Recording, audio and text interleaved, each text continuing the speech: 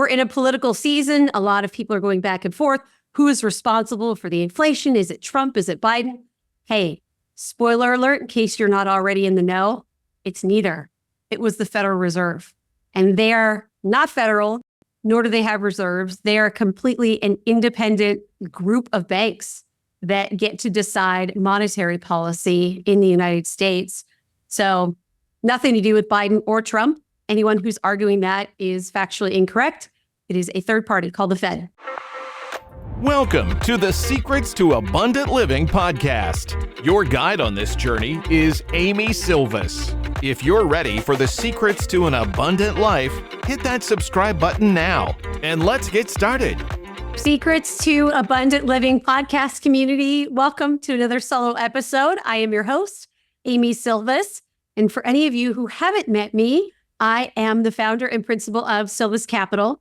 We buy large commercial real estate in the best markets throughout the United States, and we invite folks who want to earn hands-off income to invest alongside of us in those opportunities.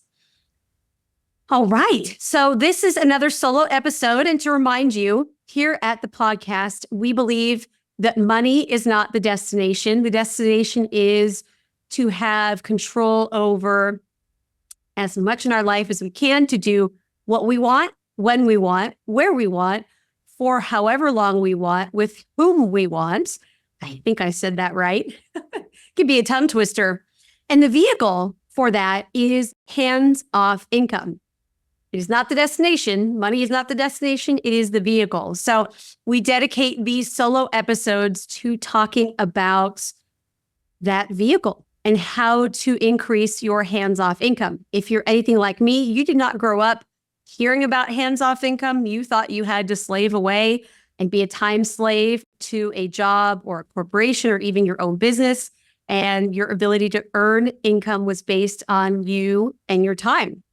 But thankfully, that's not the case. So today's episode is going to be a little bit different. We're going to talk about the interest rate cuts that recently happened. But before we get started and the other juicy details that we're going to cover, I do want to ask, if you haven't already given us a rate or review on wherever you're listening to this episode, please take a second to do it. That means so much to us. Our ability to continue to provide you with information, encouragement, inspiration, and all of those good things is really based on this podcast continuing to grow. And the platforms recommend us to new people, the more great ratings and reviews we have. So please do us a favor and give back to the show and give us a rate and review. 5 stars would be amazing. All right.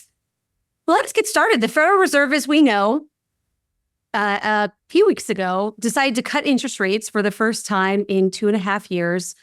And I see a lot of excitement in the general and lay press, and even by my investors, which I agree. It is exciting to have interest rates a little bit lower, even if it's 50 basis points as of the recording of this episode. But I do think there are several things that we should consider as savvy investors who are building hands-off income in our portfolio. And the first thing to consider is, why really did the Fed cut interest rates? Because it seems like we're not quite at the Fed's stated inflation target, right? 2%. We're still higher than that. And the Fed has, moved that goalpost, I would say. And again, we're in a political season. A lot of people are going back and forth. Who is responsible for the inflation? Is it Trump? Is it Biden? Hey, spoiler alert, in case you're not already in the know, it's neither. It was the Federal Reserve.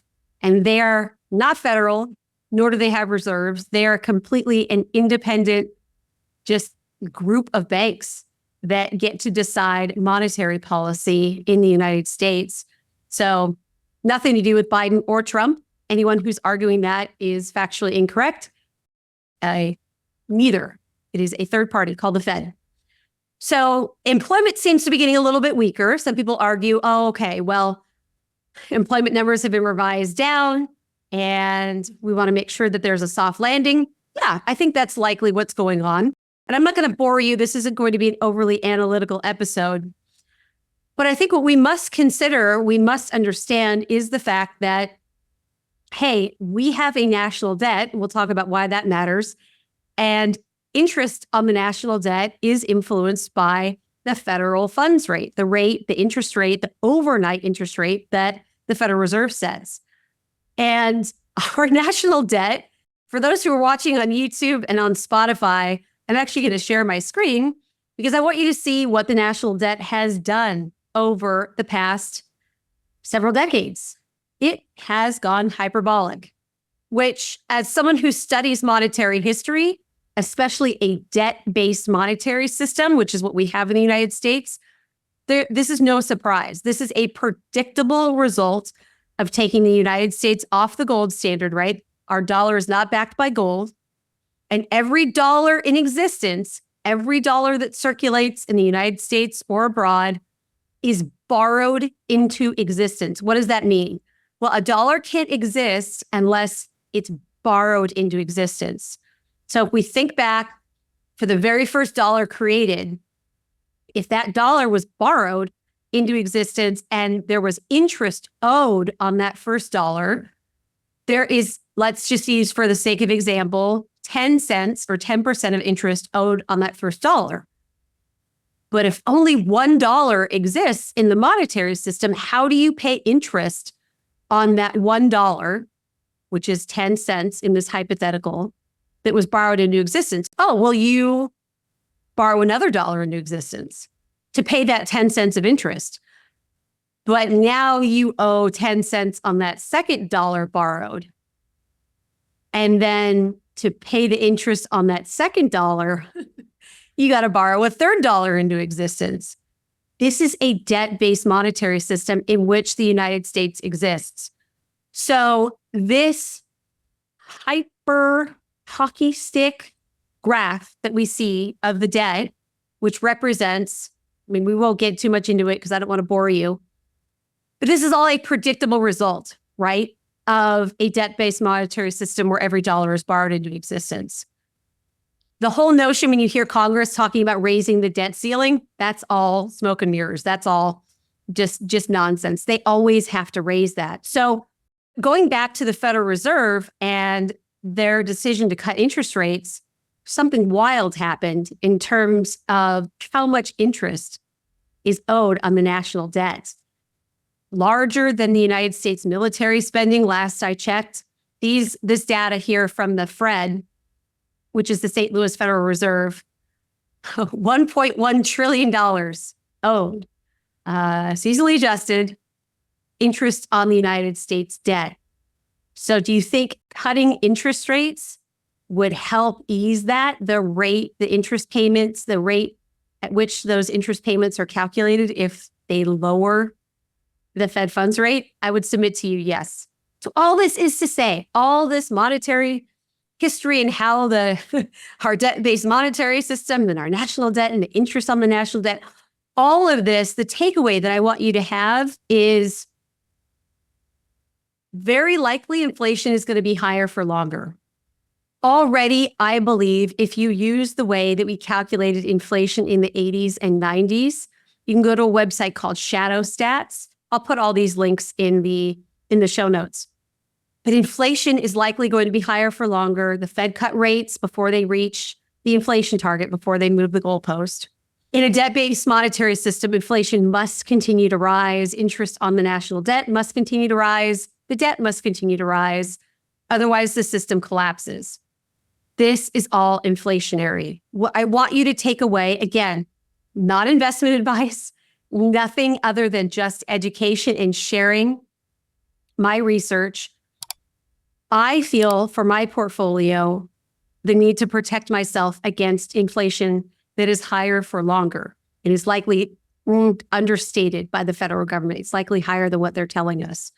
So when I think about having hands-off income coming in every month, every quarter, every year that covers my expenses and has overflow so I can donate to charity, take care of people in my community, but also take care of my family, I have to think about what strategically do I need to do to protect myself against inflation. We talked about this in other episodes, but it is really worth repeating that if your stream of income is solely from a W-2, most likely you are not going to get a raise that keeps up with inflation. Maybe, but likely, what does history tell us? Likely not. Think about what you've been able to buy, your purchasing power, 2019, pre-COVID versus now. Do you feel wealthier now if you have just a W-2 job? Do you feel like your standard of living has gone up, or do you feel like most Americans that your standard of living has gone down? Again, not political. This has nothing to do with either presidential candidate. This is the Federal Reserve.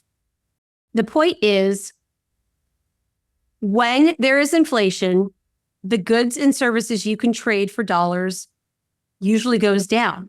That's what inflation is. How are you going to keep up with that standard of living if your employer, even if you switch jobs, doesn't necessarily give you a raise and your salary doesn't keep up with that inflation, so your standard of living goes down?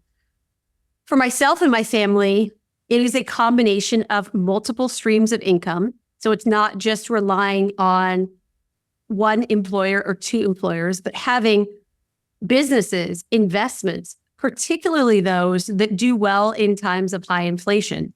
Where we are, and again, I'll put a link in the show notes to a brilliant man. His name is Mike Maloney, and he has a great series that I cannot recommend enough for you to watch called The Hidden Secrets of Money, where you can really nerd out. And I suggest that you do, even if this isn't necessarily your cup of tea. I think my financial future and the financial future of every American is going to heavily depend on understanding the monetary system in which we exist, what investments or strategic moves we can make to protect ourselves from inflation and preserve our purchasing power, and understand kind of where in history we are in this debt-based monetary system, because we're in what's likely a higher inflation for longer environment. So what does this mean? This sounds scary. This sounds technical. As I was thinking about recording this episode, I was really thinking through how I might be able to make this less scary and less, technically boring. The message I want you to hear and to receive is there are several lenses in which we can view this, and I view this through an empowering lens. And that's my hope. That is my hope that you'll receive it as well. There are so many things that we cannot control. You can vote, but you can't necessarily control the outcome that your vote's going to be the winner. We don't get to create the monetary system with which we exist. Most of us are probably going to live in the United States for the rest of our lives. But even if you leave the country, guess what? The dollar and the United States influences heavily every economy throughout the world. So we can't control that. But what we can control is our education, our mindset, and how we earn our income. Even if you say, Amy, I have 3 kids, I am very busy, I have a very hectic W-2, you still have the opportunity to create a side hustle, maybe one that tends to do well in inflationary times, or choose an investment or diversify your investments to non-correlated assets instead of assets that all correlate in terms of their performance to hedge yourself. What I've decided to do myself, no mystery to most of you listening, but if you're new, I buy large commercial real estate with my investors. And what does that mean? Typically real estate, especially real estate that cash flows, that cash flow keeps up with inflation. As inflation rises, the rent that we can charge typically is able to go up and keep up with inflation. That's an inflation hedge. I also own physical gold and silver, not stock representation. I have the tangible assets. Of course, not at my home. And there's another episode about this. If you want to learn more about gold and silver, you can go pivot to that episode, that previous episode. But I have it in storage facilities, some outside the United States. Again, that's an inflation hedge. If you look at what an ounce of gold bullion bought 50 years ago, 100 years ago, even 1,000 years ago, it's typically the same as what it buys today. That is a preservation of purchasing power. That's a hedge against a debt-based monetary system. I'm throwing a lot of information at you all. The point is you can empower yourself.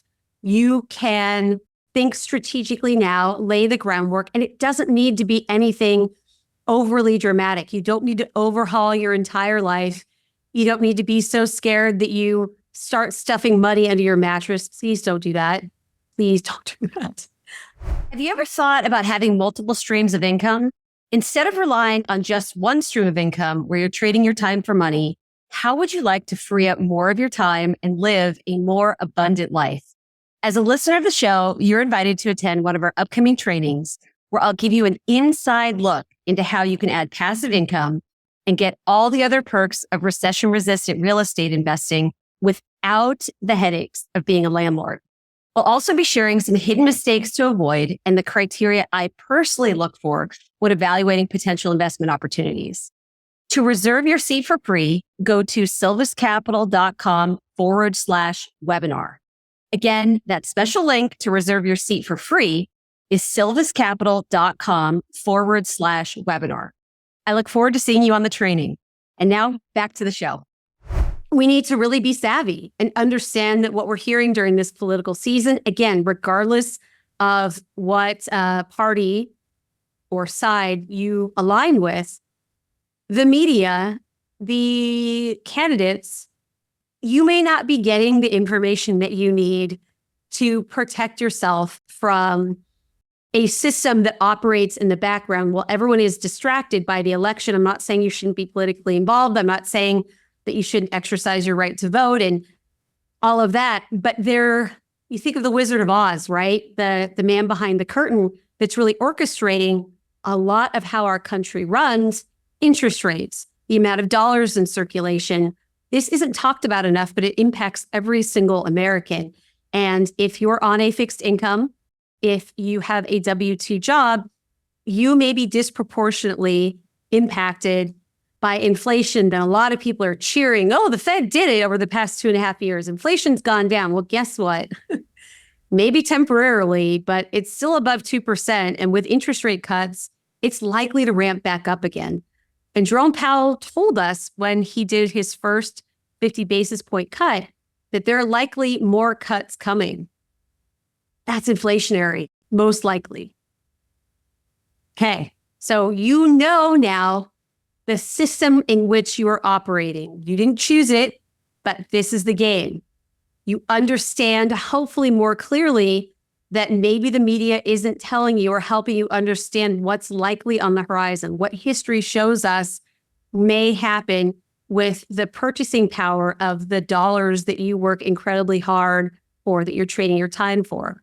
If you want to have hands-off income that keeps up with inflation, that allows you to continue the same standard of living that you want to enjoy, not financial advice. I am not telling you what to do, but for our family, we are examining these multiple streams of income, businesses, rental income, commodities, gold and silver, lots of different pots of gold, as it were, to hedge ourselves, because that's all we can control, right?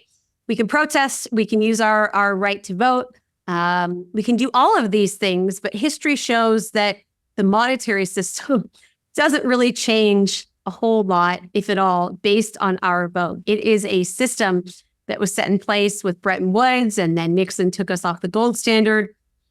Woo, there is so much to it. So what are your next steps? I've given you this information. Maybe you've heard it before. Maybe you felt it in your gut that something wasn't quite off.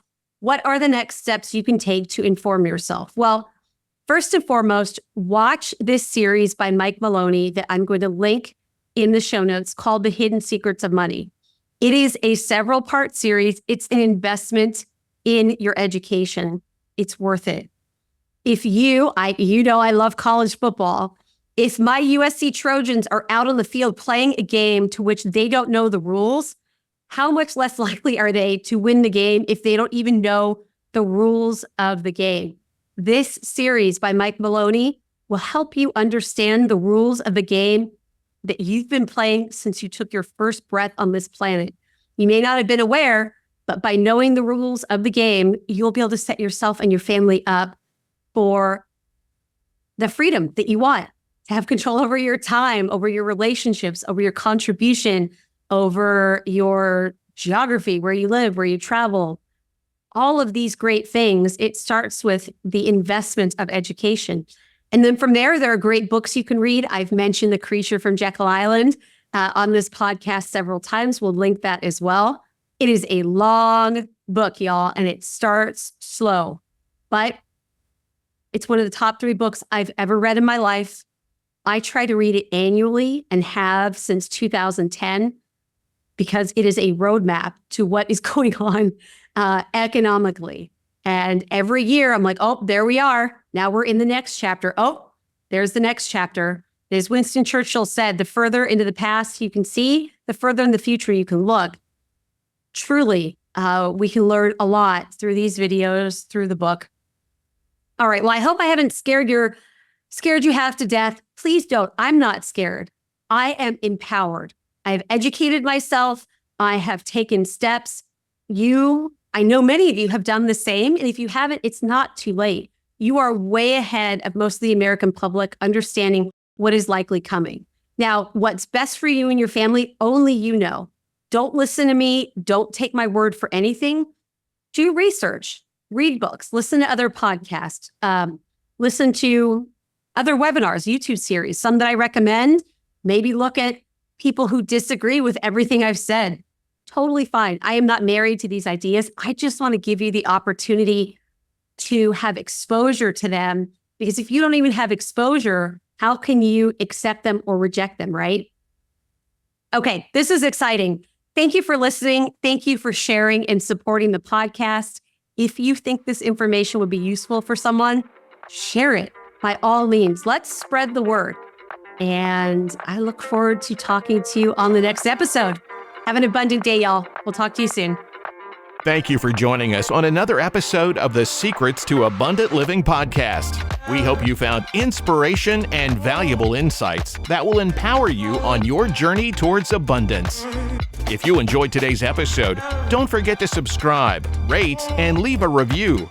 Your feedback means the world to us, and it helps others discover the secrets to an abundant life too. Stay connected with us on LinkedIn, Amy Sylvis. Keep striving for your goals, nurturing your relationships, and embracing the adventure that is life. Until next time, we wish you an abundantly fulfilling day.